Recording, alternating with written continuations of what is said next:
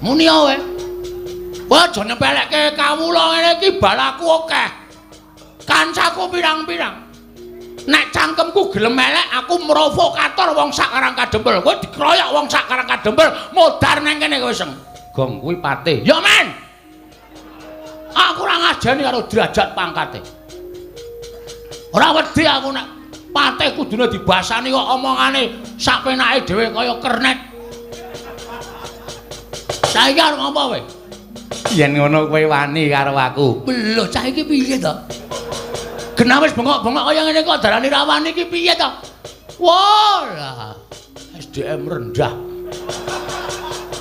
SDM ki apa, Gong? Susu telur madu.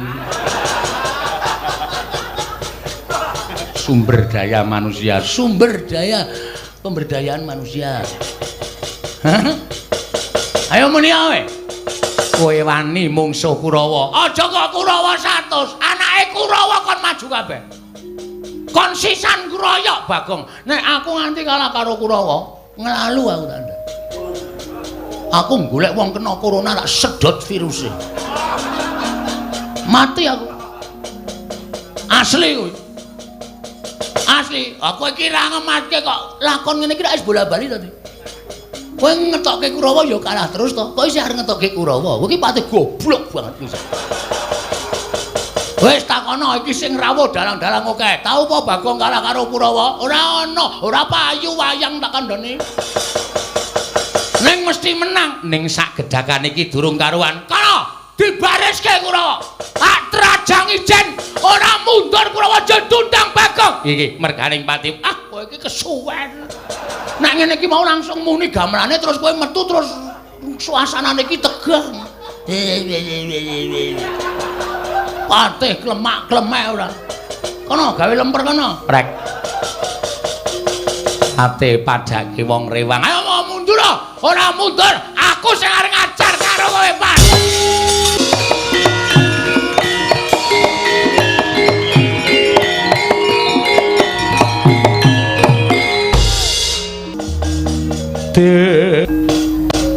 Ngabdipun Semar ngaturaken karaharjan rawuhipun Ndaraja nderekke kadang-kadang iki kakekne Semar. Iya nggih. Matur sembah nuwun. Kala Gareng Petruk lan kowe Bagong. Ngaturna bekti marang bendaramu ingkang katemben rawuh iki tole.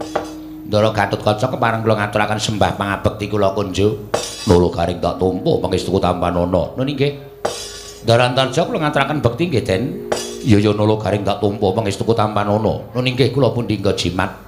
Darantasena kula ngaturaken pangabekti kula kunjuk. Ya Nolo Garing tak tumpu pangestuku Tampanana ya Reng.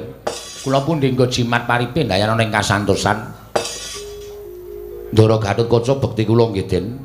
Petruk kanthong bolong tak tumpu. Darantarja bekti kula nggih, Ndara. Ya Petruk tak tumpu. Darantasena bekti kula nggih, Den. Ya terus tak tampa. Tiba padha-padha ya Petruk nggih dipun sekecaken anggenipun sami lenggah wonten ing pendhapinipun Bapak. Ya Petruk kaya wis ora kepenak praptaku ning Karang Kadempel dina samangga iki Panakawan Petruk. Ndara Gatotkaca kepareng kula ngaturaken sembah pangabekti kula kunjuk. Ya Bagong tak tampa pangestuku Tampanana. Darantarja kemareng kula ngaturaken pangabekti kula kunjuk. Ya Bagong pangestuku Tampanana. Darantasena kula ngaturaken bekti nggih, Den. Ya Bagong tak tampa pangestuku Tampanana. Nggih, matur nuwun wis wareg pangestu terus. Pangestu yo ndayani lho, Gong. Ah iya aku yo muni wareg kok. Padha meneng dhisik. Ndara-ndaramu padha rawuh. Lah nggih wong kula ya gumun. Ora ana apa-apa, ora ana bledhek, ora ana tatit kok Ndara Gatotkaca, Ndara Antarja, Ndara Antasena rawuh teng Karang Kadempel. Kula nyuwun pangapunten nggih, Den. Ing atase jejering Semar kula menika namung batur. Kula kok wantun ngrawuhaken lancur-lancur Pandhawa pepundhen kula. Mila saderengipun sampeyan menika mangke kula blabari. Menapa ta wigatosipun dene kula ngantos ngrawuhaken ndara-ndara kula putra-putra Pandhawa Mboten lega raosing manahipun ing abdipun Semar menawi dereng wonten wiyosing pangandikanipun Ndara Gatotkaca kepareng anglubirna sih samudra pangaksami dhateng abdipun Semar Badranaya. Siwa Semar ngelingi yen to Gatotkaca kuwi tau tate nampa pangudanging Siwanayantaka. Ora kitang sithik aku tau tate to udan, tau tate mbok mok.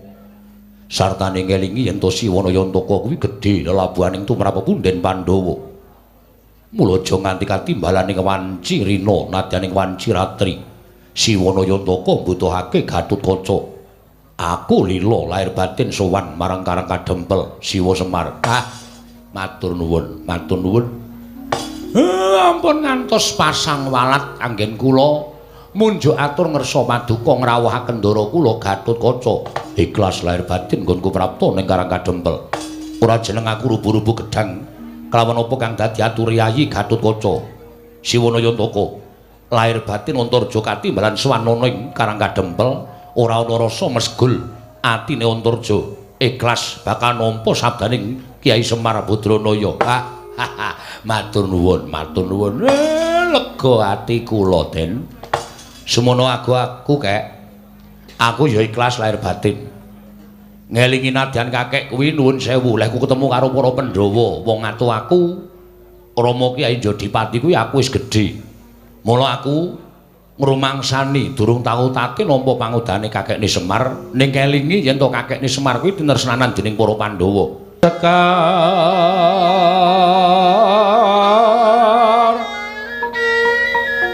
kadung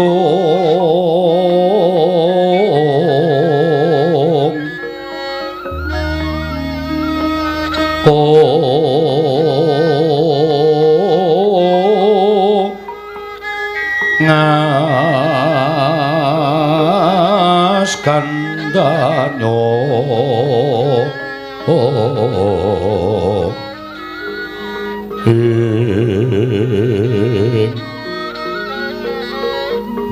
maweh raras renaning driya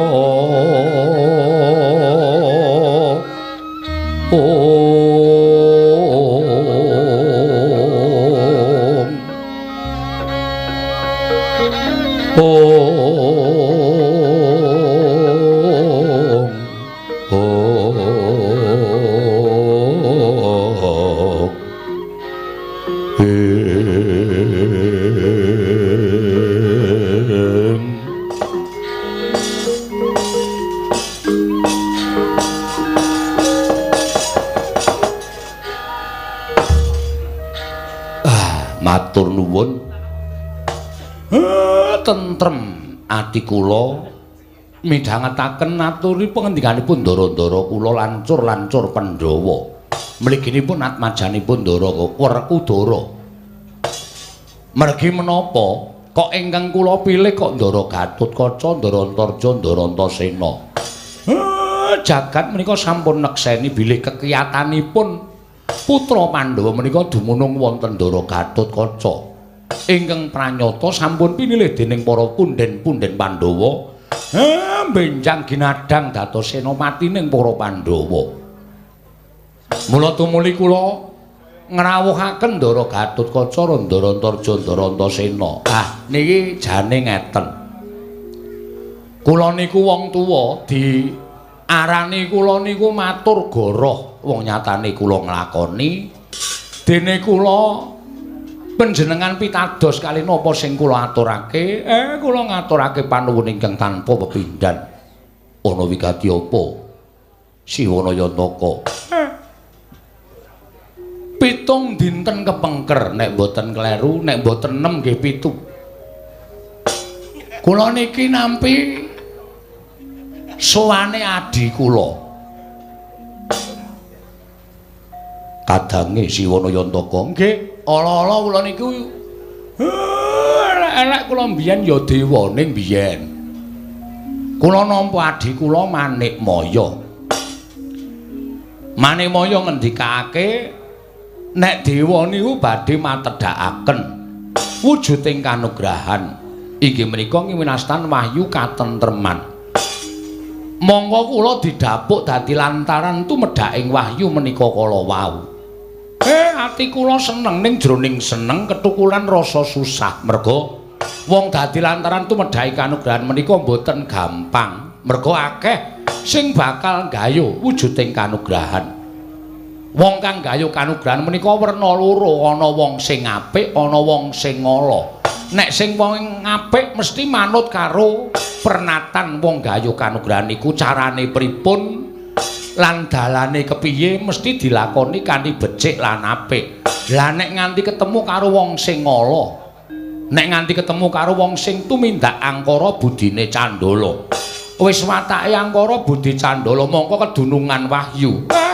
Mesti lakune sarwa gudel bingung mbok bentus mboten kanten-kantenan. Nek nganti kaya ngoten niku kelakon ateges angancam dhateng kawilujenganipun ingkang ngabdipun Badranaya. Monggo kula niku ora duwe kekuatan, monggo kula niku ora duwe kasantosan. Mula nek kula mboten ngrawuhaken anak-anak Pandhawa mliginipun putra Jodipati. Lah nek nganti enten apa-napa sing tumanduk enten Karang Kadempel, kula sing kapitunan. Kakek Semar duwe anak 3 to. Wah niki mung mangane tok. Mboten tau duwe gawean sing pripun-pripun. Nala gareng niku nuwun sewu arep tuwa dhewe ning pikirane kaya bayi. Petruk niku arep sentosa dhewe, gelem tumandang ngibarate kaya wujuding manuk merak nika gelem ngegarake buntute katone ndah nek wis diwenehi pakan niku watake Petruk. Luwe-luwe Bagong. Bagong niku anak sing paling wani kali kula. Nek kula kongkon malah mendelik matane. Sajak kaya ora kepengin didhawuhi karo wong tuwa. Mula mboten nonton sing kula jagake kejaba amung sampeyan klebet miturut pemanggih kula lho Den, miturut pemanggih kula lan ancasing gegayuhan kula. Kula mboten badhe selak kalih batin kula. Upama kula niku dadi lantaran tumedhaking kanugrahan, kula kepengin nek wahyu niki mangke ditampa dening momongan kula para Pandhawa. Niku karep kula. Ning gandeng kula menika ming wujuding titah, kula menika ming batur ming Panakawan. Karep kula niki upama geseh karo kasunyatan, lha nggih kula ora iso apa-apa. Ning sing kula karepke Pandhawa sing nampa. Yen Pandhawa iso nampa wahyu katentreman, nah kula pitados negari Ngamarta mboten badhe wonten sambe kala menapa-menapa. Kawulanipun bados ayem tentrem tetunggalan manunggal sayuk rukun tunggal cipta rasa karsa lan karyane ngangkat karyaning praja dadosaken negari Ngamarta saya kalukengrat hanjayeng bawana menika karep kula. Mula karep niki supaya iso klakon ya sampeyan kudu melu cawe-cawe babagan anggen kula dados lantaran tumedhaing kanugrahan. Sranane sampeyan kula suwuni supaya dados bebetenging Karang Kadempel. Bebetenging Karang Kadempel supaya njaga kawilujenganipun Semar Badranaya. Nek ana wong sing angkara murka, wong sing tumindak Candala kepingin kedunungan wahyu, niku adat saben sok ngawu gawar ngawur tingkah polahe. Lah kaya ngoten niku aja nganti tekan Karang Kadempel mengko gerak jugar. Anggen kula manteng pangesti kula kepingin kedunungan kanugrahan. Mila Ndara, kula suwun kanthi sanget sawetawis wekdal sampeyan manglenggah enten mriki. Ampun kondur wenten kasatriyan Pringgondani jangkar Bewiran Kerandu Gumbala supaya ati kula tentrem. Supaya napa sing dipun ngendikake dewa niku kula ya isa nampa kanthi semelehing rasa. Siwa Semar, kula wonten dawuh. Yen pancen kaya ngono dawuhing Si Wanayantaka, Gatotkaca ora bakal selak. Yen perlu, aku bakal ngenteni nganti tumekaning tumedhaing wahyu mau tinampa dening sapa, lan aku pengin ngawruhi sapa ingkang entuk kabejan nampa kanugrahan. Nggih, matur sembah nuwun.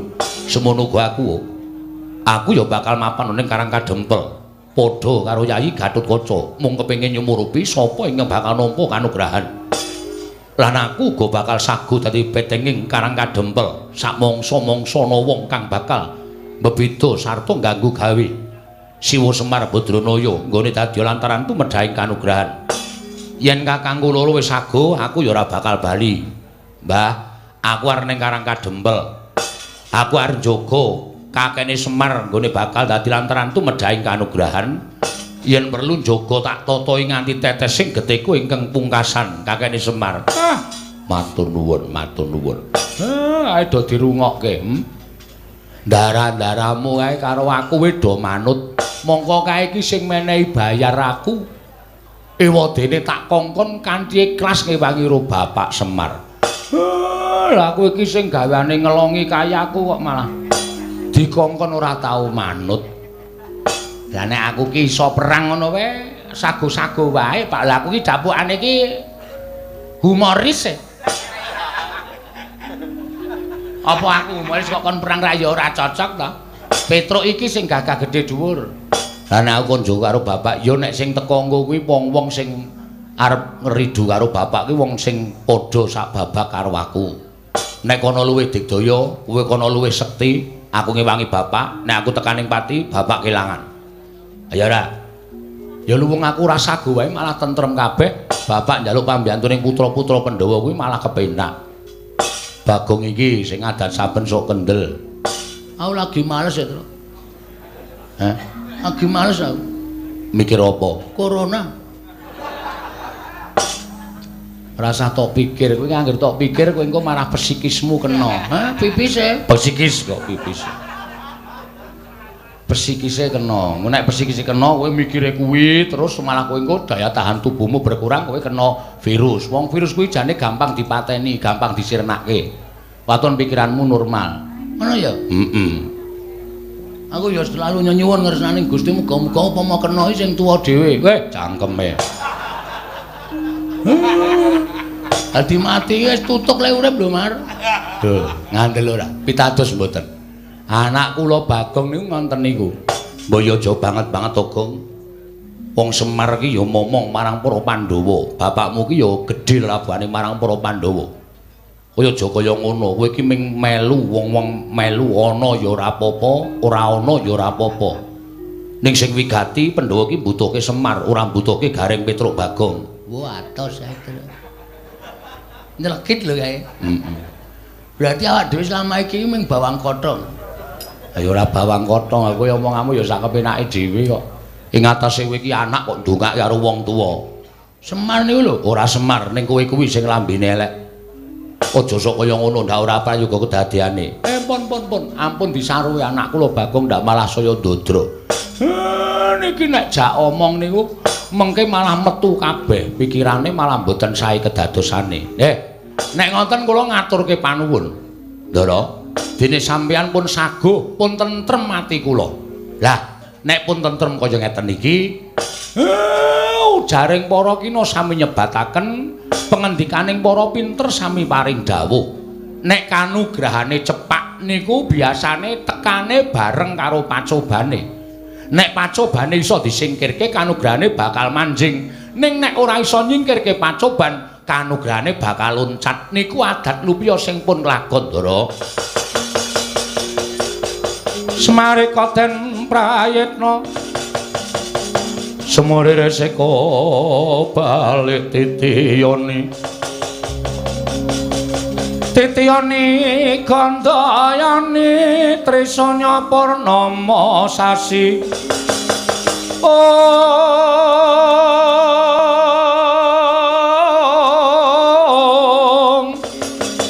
gilar-gilaran ing tengah latar milang lintang Bima Sekti gilar-gilaran ing tengah latar milang lintang Bima Sekti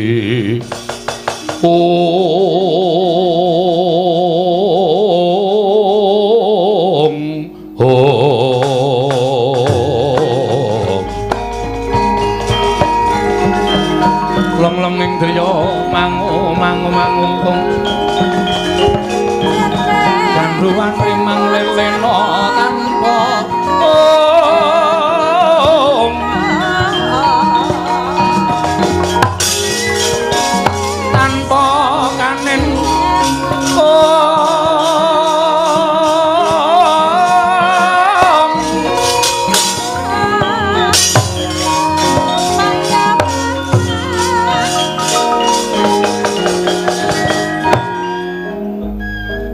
dadya tintri madaning padukan Karang Kadempel. Nalika semanten sami midhanget pangandikanipun Lurah Semar Badranaya. Datan wonten ingkang mobah, datan wonten ingkang musik. Nalika semanten nyarengi rawuhipun utusan saking negaring Ngastina. Nenggih. Rekyana Patih Harya Sengkuni. Inggih derengan sangganing para sata Kurawa minggah madaning pendhapi padukan karya cingak kang samya mulat.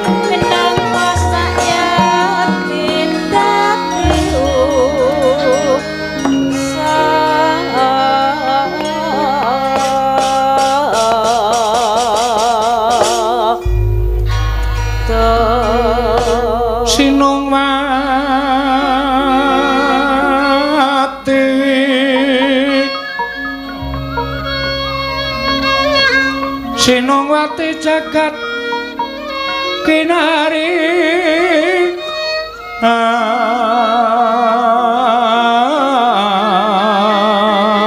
among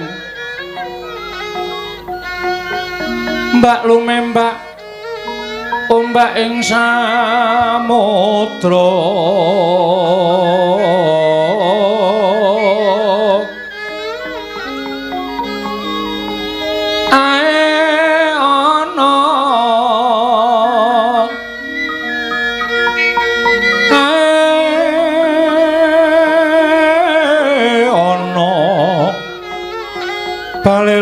tambra kanggeng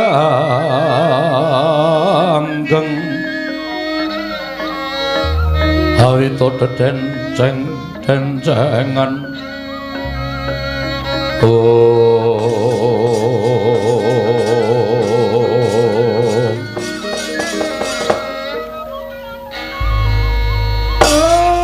blegek kugek sadulita mel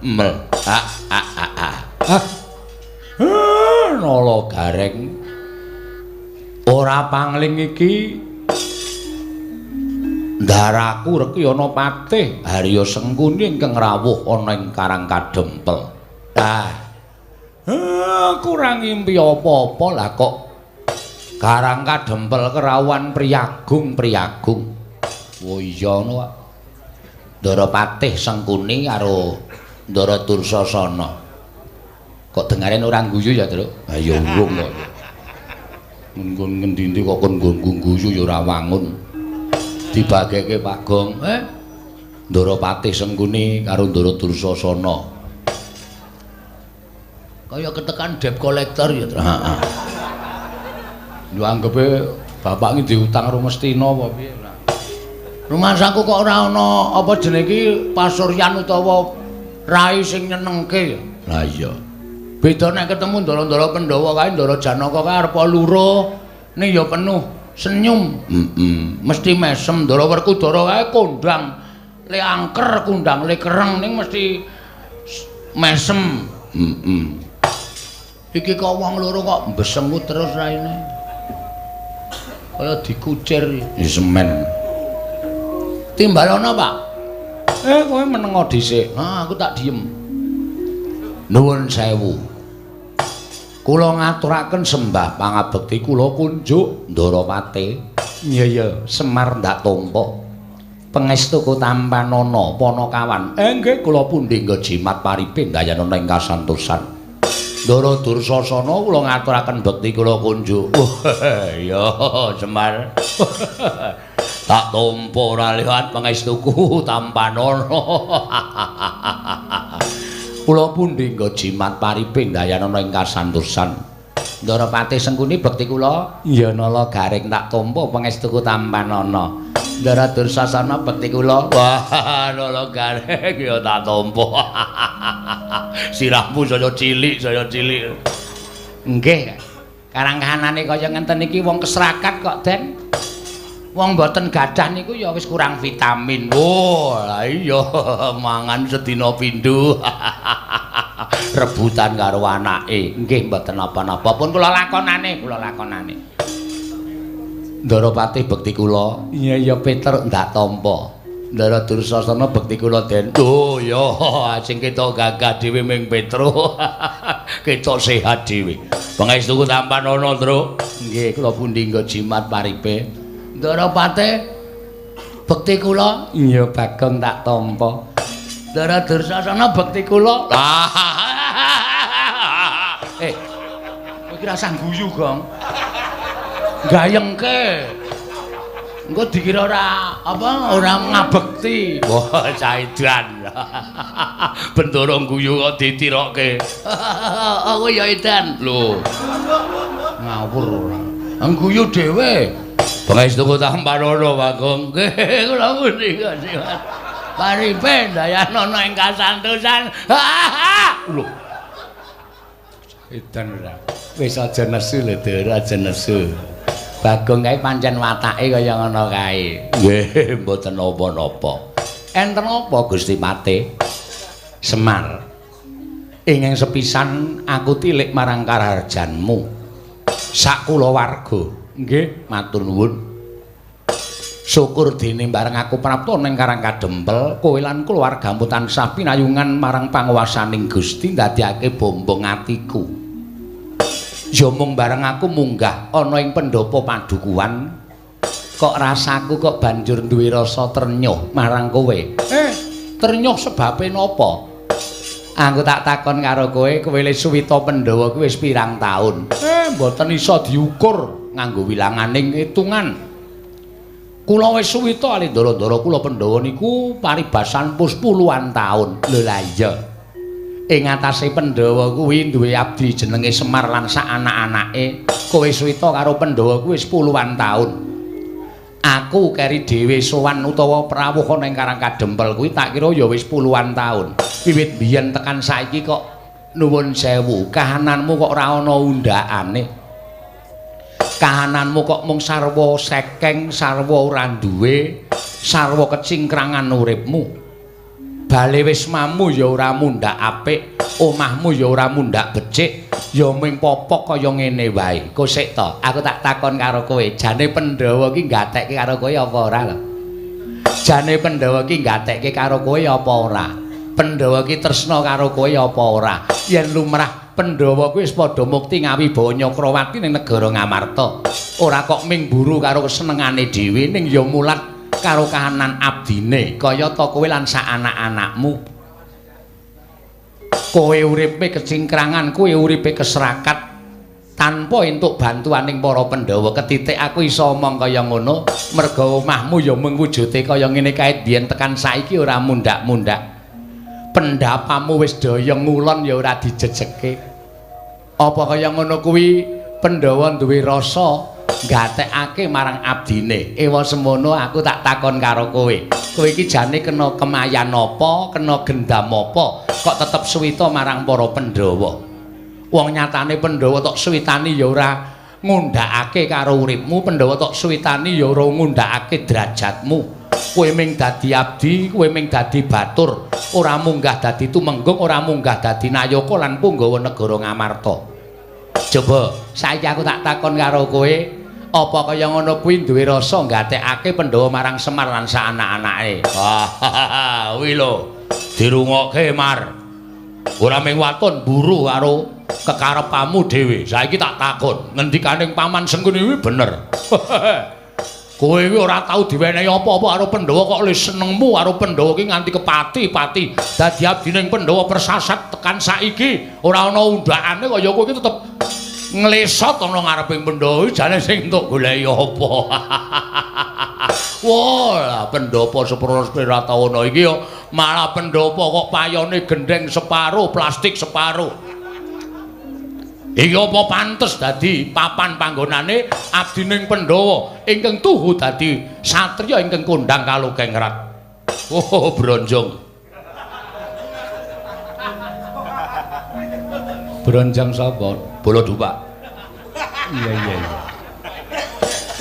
Iya pancen bener. Lah kuwi kudu tok gatekake, Mas. Oh. Biyen-biyen nek kowe gelem melu Kurawa, biyen-biyen nek kowe gelem diboyong nang negara Ngastina, wah, saiki wis ditretes sinten mripatmu. Wis nganggo jarik ingkang sarwa prada, omahmu mesti wis akeh ora ming siji, nanging pirang-pirang nggon. Apa sing mbok jaluk dening Koko Prabu Duryudana bakal dituruti. Ora kok sekeng kaya ngene iki, ora kok melarat kaya ngene iki. Ra yo ngisin-isinke to. Abdi Pandhawa kok ora duwe apa-apa. Ya bener, sawah Tegalmu kuwi jembar. Nek apa ya cukup wong pamer sawah Tegal, yen omahe ora mingsra kaya ngene iki. Mangke riyen to. Sampeyan iki kula takoni karepe napa, sedyane napa? Ana daya kok nacat karo sing di omah niku dayah cara pundi? Kula tak takon. Ana daya kok nyacat karo sing duwe omah niku daya cara pundi? Pun sampeyan saniki mang paring pangandikan. Perkara kula arep sekeng, perkara kula arep ora duwe niku kula sing nglakoni dudu sampeyan. Sampeyan ora usah dadak nyacat uripe Semar. Ning nuwun sewu, mangkulinokno ngilo karo githok sampeyan dhewe. Wit biyen Semar niku ora sulap karo gebyaring Brondodonya. Semar niku mboten blereng karing gebyaring derajat pangkat. Oke, Brondodonya duwe derajat pangkat nek uripe ora tentrem, uripe ora akeh sanak sedulur, kedungsang-dungsang uripe nggo abrak apa kula tak takon. Cobi kula tak takon. Ning nadyan to Semar niki wong ora duwe, ning urip kula tentrem, urip kula ayem. Ora dioyak-oyak karo butuh, ora dioyak-oyak karo napa-napa niku tumrap kula wis mujudake urip sing paling kepenak. Urip sing paling kula rasake iso manjing tentreming lahir lan batin kula. Ngoten lho. Kapok kowe ra. Mangsamu Semar ramani unek-unekke kowe, Pak. Oh, kowe. Tak unek-unekke, Pak. Aja. Engko wae gampang. Aku ora betah nek carane ngene iki. Daya kurang ajar to iki. Ya wis ben ngono kuwi wong di derajat, wong di pangkat ki wenang unek-unekke kok. Wis ora iso kaya ngono. Ora iso njerwan duwe derajat, duwe pangkat wenang unek-unekke.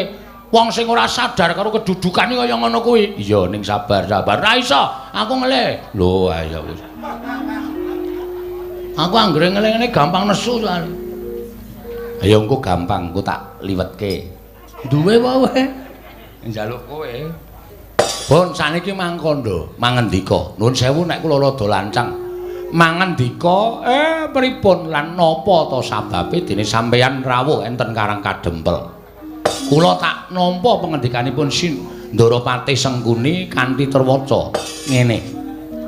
Aku prapta ning Karang Kadempel iki diutus dening anak Prabu Duryudana.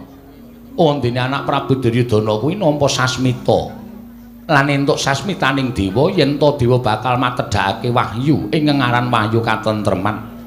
Monggo ngendikaning sinuwun Prabu Ngastina. Wahyu katentreman kuwi nuwun sewu lho ingkang dadi lantaran Kakang Semar Badranaya. Mula tumuli aku diutus dening anak Prabu Ngastina supaya sowan menyang Karang Kadempel ingkang wigati mboyong marang Kakang Semar rawuh ana ing negara Ngastina. Dadi lantaran tumedhaking wahyu katentreman. Sediaku mung cukup kuwi. Lan upama Kakang Semar kuwi gelem diboyong marang negara Ngastina, aku ngaturake panuwun ingkang tanpa pepindhan. Nanging yen to Kakang Nayantaka ora kersa diboyong marang negara Ngastina, nuwun sewu lho, ora jeneng aku meden-medeni karo Kakang Nayantaka, aku nggawa Kurawa segelar sepapan. Yen dijum saronaris ora kena, nuwun sewu, paripaksa aku kudu meksa karo Kakang Semar. Yen perlu Karang Kadempel tak bumi angus supaya Kakang Nayantaka gelem prapta ning negara Ngastina.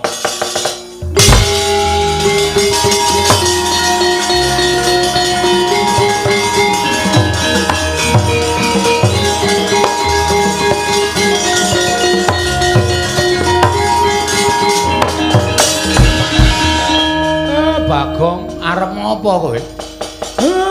Bagong kowe sabar kowe. Kowe aja clandhakan. Sing nang ngarepmu ki piyayi luhur, piyayi luhur. Arep piyayi arep piano ora masalah. Iki menyangkut harga diri, Pak. Kowe dunake ngono kok meneng bae kowe iki Semar asli wae udu. Bagong nesu ring nesu. Meneng. Aku sing nandangi Patih Sengkuni. Kuwi Patih, ora wedi. Arep iki Patih, aku ora wedi. Patih ki nek omongane nyak-nyakan kaya ngono. Wajib dibikem cangkeme. Ngopo? Aku wedi kono, mlebu ngomong kono, krukup sarung. Gong, dadi masalah lho, Le. Ya men, kowe ngono anake Semar gedhe dhuwur gagelakane tok. Pokoke aja meneng kabeh. Kowe mau muni piye, Seng? Sampeyan ya ora tata-tata. Sampeyan paring pangandikan orang gagas nek ning mburine Semar niku enten anak-anake. Oh, pun mangseke sake kula tak golek rokok. Nendi Dur? Oh, kentekan rudun, Man. Adune kowe wedi mboten kula tenggo teng jaba. Balen ana omonganmu Patih Sengkuni. Yen bapakmu ora gelem diboyong marang negara Ngastina, aku nggawa Kurawa segelar sepapan. Yen perlu Karang Kadempel tak bumi angus supaya bapakmu gelem diboyong ning negara Ngastina. Sing aku tak takon karo kowe, ngono kuwi wis dadi omongane Patih wae. Heeh. Ngono kuwi wis dadi omongane Patih ya. Sing apik kuwi kowe iki ngenggoni derajat lan pangkatmu. Kowe iki ngayomi wong cilik-cilik kaya Semar, kaya aku, kaya Gareng karo Petruk. Ora kok derajat pangkatmu nggo meden-medeni karo wong cilik kaya ngene iki. Pemenang apa nggo sewenang-wenang. Pangkat mbok nggo godho. Kowe ora manut karo aku tak hukum. Kowe ora manut karo aku tak idah siramu. Apa wis apa jenenge, Tru? Pantes. Aku nang ngene iki sok cangkemku sok keslempet. Apa wis mangon? Terus saiki sampean nantang karo Semar. Karang Kadempel tak bumi angus. Kowe nek omong ngono kuwi kudu ngematke ni. Ngematke. Mburi ki ning Bagong apa ora? Aku ki ketua Linmas Karang Kadempel. Dadi nek kowe ngrasani Karang Kadempel arep gawe bumi angus ki padha karo kowe ngilani jajane Bagong kowe. Aku nek wis nesu ngene iki ora wedi karo sapa-sapa. Aja kok menungso. Pahit aku mung siji, aku bener. Nek aku bener aja kok menungso. Dewa mudhun kowe tak tantang. Hah? Ora percaya apa? Semar iki dewa. Bola-bali tak tantang. Ya, Pak, ya. Iki Sang Hyang Ismanta. Ismaya, ha? Ismaya. Iki bolak-balik gak tantang iki mergo aku bener, bapak salah. Bapak nyatane ya ora wani. Ha komeng pate. Komeng pate. Kowe iki walah nini. Kowe iki nek ndek derajat pangkat kowe suwi-wiyah karo wong cilik kaya ngono kuwi tak omongi wis to. Kowe iki ora langgeng lek mudah duwe derajat pangkat. Ora langgeng. Kurang-kurang bejane urang tutuk masa periodemu wis disogok rakyat saka ngisor gledhak saka kursi. Muni wae. Kowe aja nyepelekke kawula ngene iki balaku akeh. Kancaku pirang-pirang. Nek cangkemku gelem elek aku provokator wong sak Karang Kadempel. Kowe dikroyok wong sak Karang Kadempel modar nang kene kowe seng. Gong kuwi pate. Ya men. Aku ora ngajeni karo derajat pangkate. Ora wedi aku nek pate kudune dibasani kok omongane sak penake dhewe kaya kernet. Saiki arep ngopo kowe? Yen ngono kowe wani karo aku. Lho, cah iki piye to? Genah wis bengok-bengok kaya ngene kok darani ra wani iki piye to? Wah, SDM rendah. SDM ki apa, Gong? Susu telur madu. Sumber daya manusia, sumber daya pemberdayaan manusia. Hah? Ayo muni ae. Kowe wani mungsuh Kurawa. Aja kok Kurawa 100, anake Kurawa kon maju kabeh. Kon sisan kroyok Bagong. Nek aku nganti kalah karo Kurawa, nglalu aku tanda. Aku golek wong kena corona tak sedot viruse. Mati aku. Asli kuwi. Asli, aku iki ra ngematke kok lakon ngene iki wis bola-bali to. Kowe ngetokke Kurawa ya kalah terus to. Kok isih arep ngetokke Kurawa? Kowe iki pati goblok banget iki. Wis takono iki sing rawuh dalang-dalang akeh. Tau apa Bagong kalah karo Kurawa? Ora ana, ora payu wayang tak kandhani. Ning mesti menang. Ning sak gedhakan iki durung karuan. Kana dibariske Kurawa. Trajang ijen ora mundur Kurawa tundang Bagong. Iki merganing pati. Kowe iki kesuwen. Nek ngene iki mau langsung muni gamerane terus kowe metu terus suasanane iki tegang. Patih klemak-klemek ora. Kono gawe lemper kono. Rek. Ate padake wong rewang. Ayo mau mundur ora mundur. Aku sing arep ngajar karo kowe, Pak.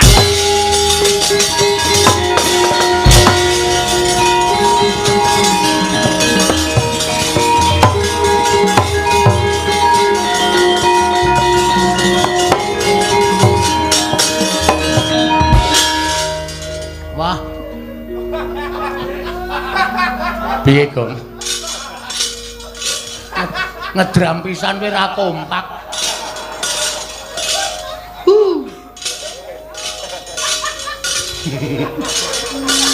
Ya disabar-sabarke.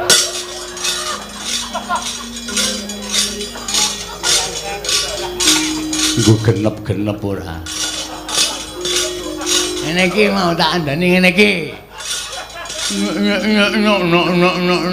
Tang tundas ngono. Tang des. Dagel aku ilang dadi. Iya. Ora apa-apa. Sesuk 100 wae lho. Ha. Ora kleru kok. Caedan. Pancen ket mbiyen, Pak. Kersane Bapak, kowe iki ngono kuwi iki akibate apa ora tok pikir? Hah? Arep kowe mentang-mentang kaya gendhewa ning nek Kurawa 100 mangkat bareng kowe kalah. Kurawa iki 100 pirang-pirang. Nek Sengkuni ndhawuhke Kurawa ngobong Karang Kadempel, telung kedheping netra Karang Kadempel kobong. Kendel ya kendelne nganggo utek ora sak penake dhewe. Iki dienggo sirahmu gedene semono kuwi isine banyu apa otak? Adake sapi teng ya, Truk. Ayo. Ayo otak, ayo otak. Kene nek otak kudune iso mikir. Ora sak penakmu dhewe kaya ngono kuwi. Terus arep piye? Aku maju perang. Ijen. Ana ijen kalah. Terus? Iki anakmu ki mendorong men ngopo iki? Petruk ngewangi, "Gah. Aku ora ndek masalah kok. Mo nek kon wangi. Tru. Ngopo? Kamu enggak sayang sama aku ya, Tru? Ya tresno ki tresno ning kowe iki sok kuwi lho kewanenmu iki kliwat. Dadine aku ki sok tido-tido ngewangi kowe. Engko aku sing ngrampungi Kurawa. Ah kowe iki mung ngomong tok wong cangkemmu jembare Raja Mak kaya ngono kok. Kowe iki mung suarane tok aku sing tumandang aku sing lara, aku sing ngrasake diajar Kurawa. Gah, aku tak ngasuh bengi iki. Tru, ngopo? Engko rasa nyaur utangku wis. Ora moh. Moh. Reng, gah, sel. Awes mayang awan barang mau ya, Pak.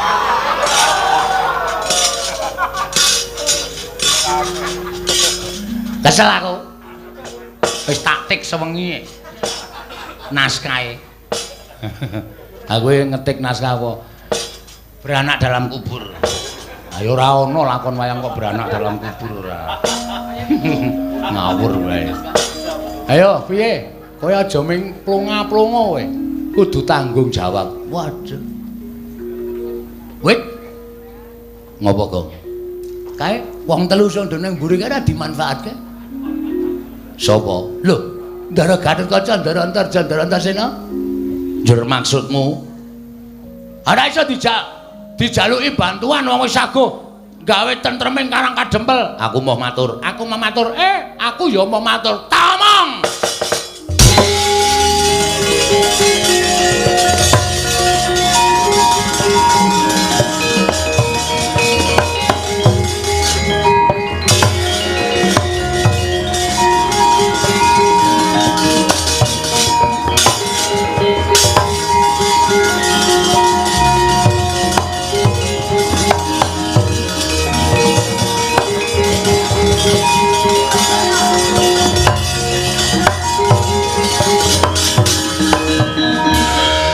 Ndara Antasena Karta kek ngendi? Lah ning nggone.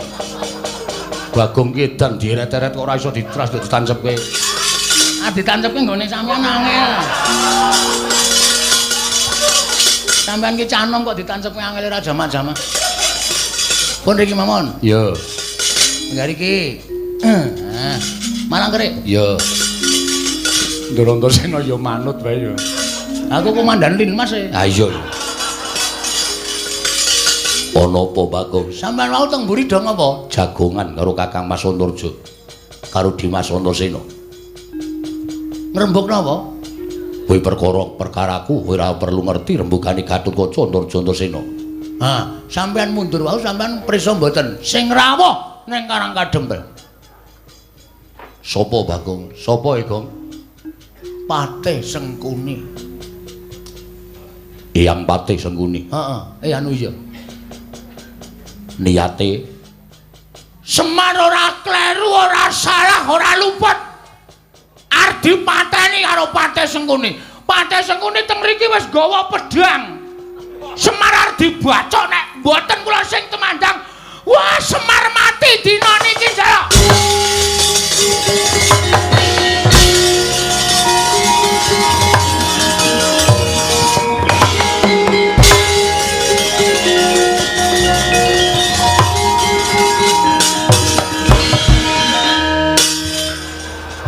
Meneng wae to.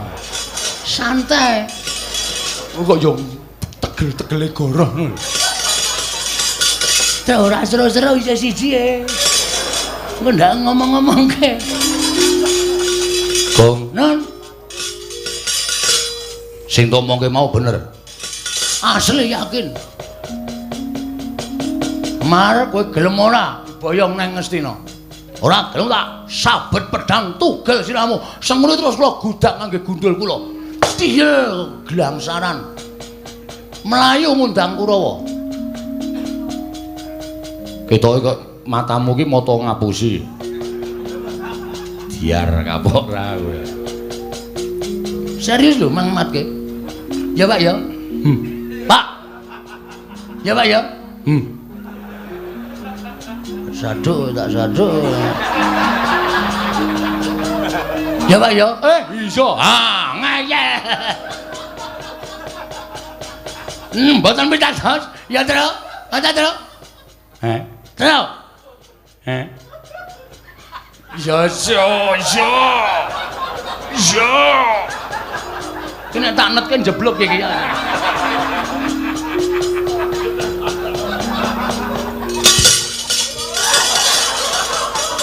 Gareng kok lunga. Gareng ra weruh matane kerok. Ora iso ngematke sampean apa mentala?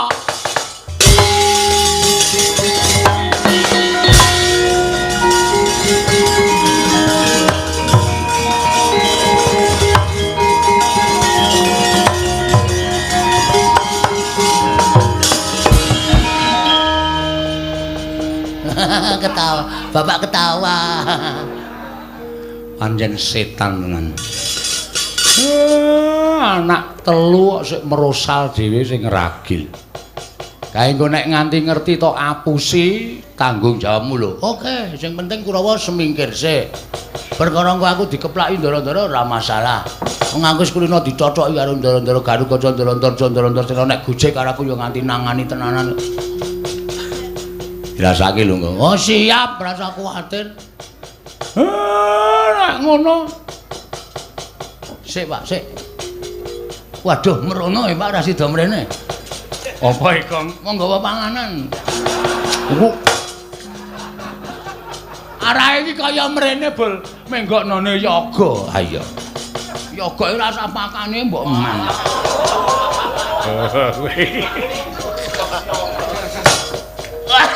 Nganti watu aku. Ha iya.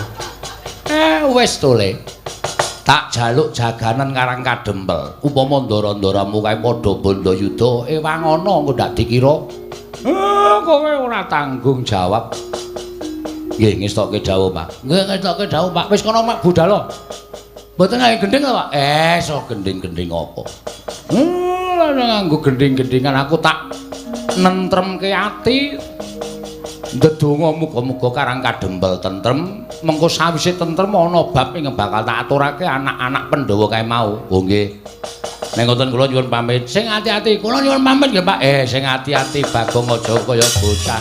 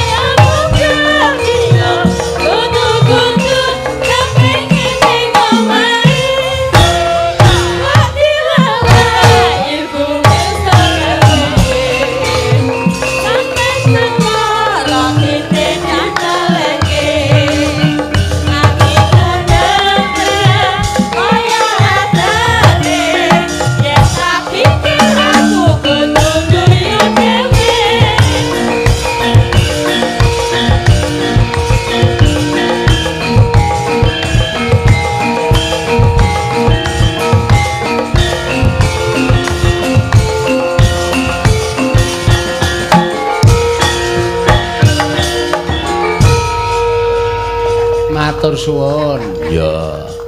Wis diaturake pambuka limbukan ya, Nok. Ya. Sowan menyang endi, Mak? Iki didhawuhi dening panjenengane Bapak Lurah. Ya. Ya kuwi Bapak Lurah Desa Njelok. Jelok. Iya. Karo panjenengane ingkang winanting pakurmatan ing kagungan dalem sing kagem wayangan iki panjenengane Bapak Andi Muryanto. Ya. Ana ing Njelok RW 3 Kecamatan Cepogo Kabupaten Boyolali. Ya. Acarane bersih desa. Oh iya. Bersih desa, Nok. Ya. Aturake panuwun karo panjenengane Bapak Lurah Bapak Haji Suparno. Ya. Lan Bapak Kadus Bapak Bagus Ketua Dewan penyanyi Bapak Paryanto Ya. sing wis kepareng rawuh ingkang pengajap iki mau panjenengane Bapak Bupati ya rawuh. Oh ngono. Iya Bapak Sena Nugroho Kanthi Dalang Sena Samudra. Balik ora. Kowe kok dadi bupati. Bupati ketoprak kaya no. Iya. Ya ora apa-apa. Nggih, matur sembah nuwun tanpa pepindhan dene dalu menika sampun pitados kalian kula sak rombongan saking Ngayogyakarta. Iya. Ngayogyakarta kok keprakmu isih piang-piang-piang. Iki nggo pembukaan no. Oh, engko nek wis kepenak diganti koprak Yojo. Iya. Tur dasare aku ya isin wong ora iso ling jejak. Ngono ya, Mak. Ana pepunden-pepunden dalang Boyolali, ana Gusti Benawa Rawuh. Iya.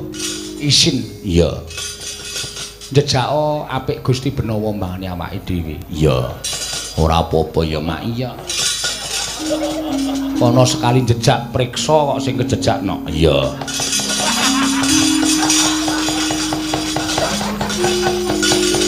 Iya. Ayo luar biasa. Ngene iki seru soalnya. Iya.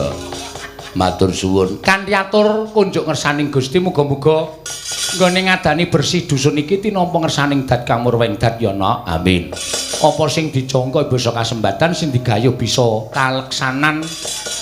Apa-apa wae ingkang dikersake dening para pepundenku mitra kawruh muda werda sing lenggah ana ing Njelok Cepogo Boyolali kene bisa kaleksanan lan diridhoi dening panguwasaning dat kang murwengdat. Amin. Sing dijaluk pancen ngono. Heeh.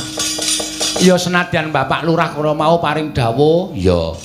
yen rawuh eneng yoja ora ketemu karo awake dhewe nyuwun pangapura ingkang banget ya, Nok. Ya.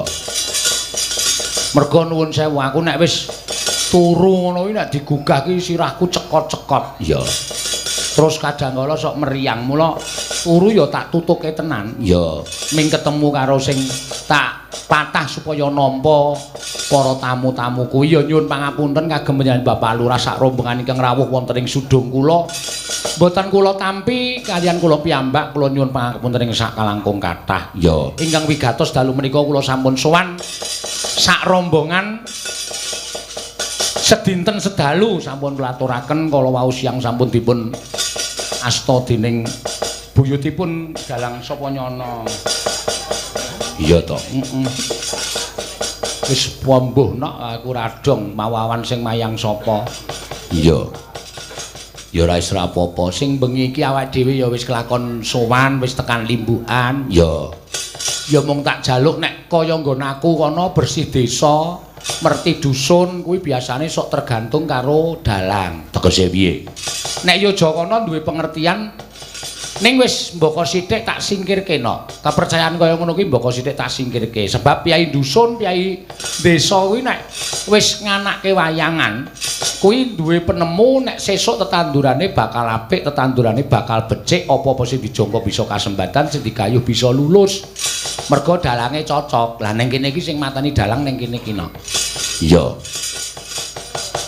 Nanggap awake dhewe sesuk bar iki tandurane nuwun sewu upama lho ora tukul upama ora kaleksanan ora kajangka terus sing disalahke dalange lah dalange ming mayang ora ana pengaruh karo tandur-tanduran kok no. Iya.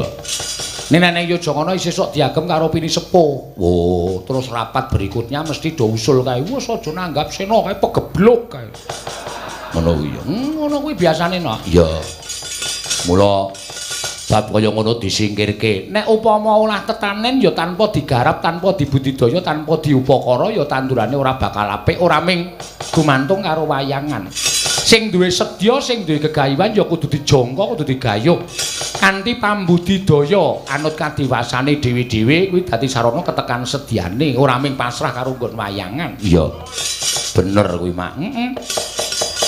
Mula mbaka sithik kepercayaan sing kaya ngono kuwi disingkirake. Ya, Wis nandur jagung, wis tancep winih jagung terus ngadani bersih dusun merga awoh sing biyen murakapi lan saya akeh. Nganti nanggap wayang kepengin tandurane saya akeh, saya ngrembaka, saya lepanen saya akeh. Lah kuwi nek ora diupakara, ora dibudidaya ya tangeh lamun kelakone aja minjagake no. iya.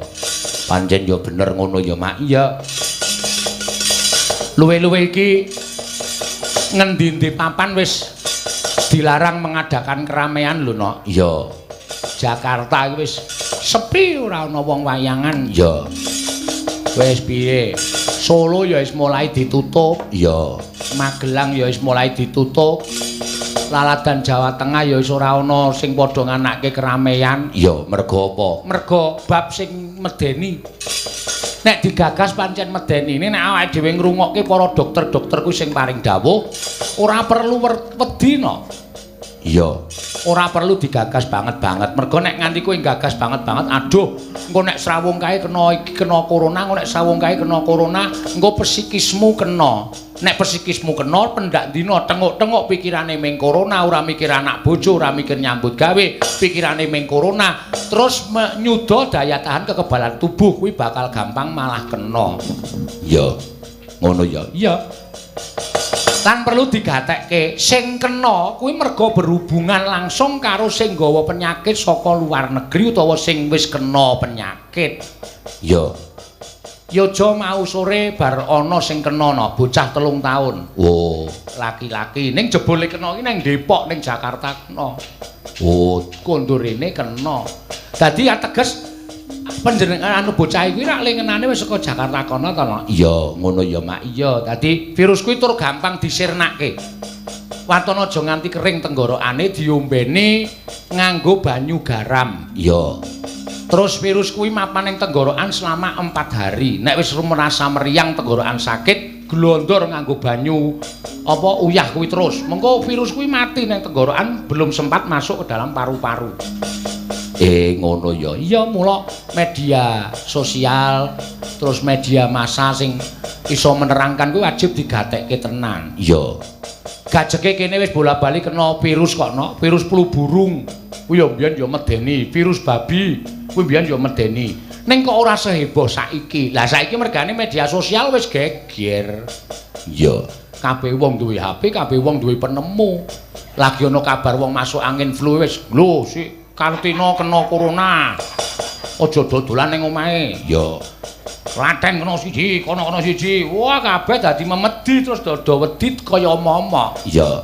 Terus mengkhawatirkan. Dadi ora usah perlu wedi. Iya. Kowe iki iso cerita kaya ngono kuwi ya wong kowe wedi kok. Aku neng transit mau awakku tak demak-demek kok anget ya aku.